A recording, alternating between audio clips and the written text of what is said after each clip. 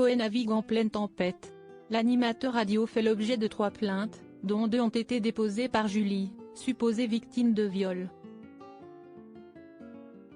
Si Nathalie Dartois, sa compagne, dépeint une fan hardcore, elle n'est pas la seule à avoir un avis bien tranché sur la jeune femme.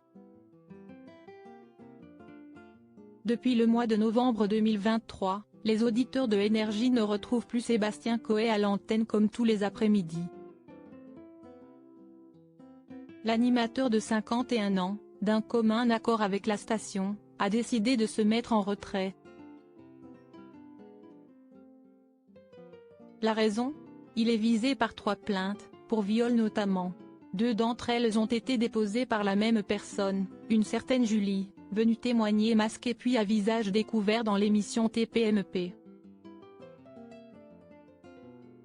Julie a livré le récit de ce que Coé lui aurait fait subir. Des faits que le principal intéressé nie en bloc, et à la suite desquels il a porté plainte, assurant notamment être victime d'une tentative d'extorsion de fonds en bande organisée. Si, dans de tels moments, certains sont lâchés par tous, ce n'est pas le cas de Sébastien Coé.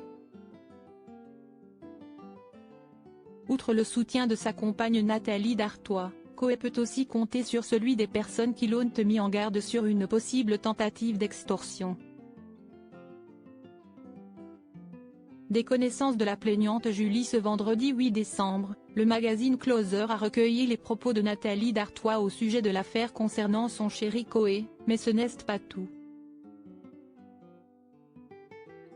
L'hebdomadaire a réussi à se procurer le témoignage de Catherine, compagne de l'homme qui a averti l'animateur de la tentative d'extorsion.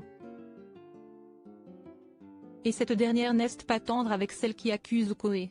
Elle affirme qu'elle et son mari connaissent la jeune femme et qu'elle leur a déjà causé des ennuis, si est une fille à problème.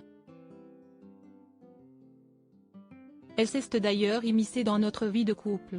Elle savait qu'on avait une vie de famille établie, ça ne l'a pas empêché d'envoyer à mon compagnon des messages du genre « j'ai envie de te voir ». La plaignante manipulait ? D'après elle, Julie ne dit pas la vérité sur ce qu'il s'est réellement passé, si est une menteuse, affirme-t-elle. Avec nous, à aucun moment elle n'a évoqué un viol ou des agressions. Elle nous a dit l'inverse de ce qu'elle a dit à la télévision. On a donc constaté qu'elle se contredisait complètement. Ce n'est pas impossible qu'elle soit manipulée, que quelqu'un lui ait soufflé l'idée.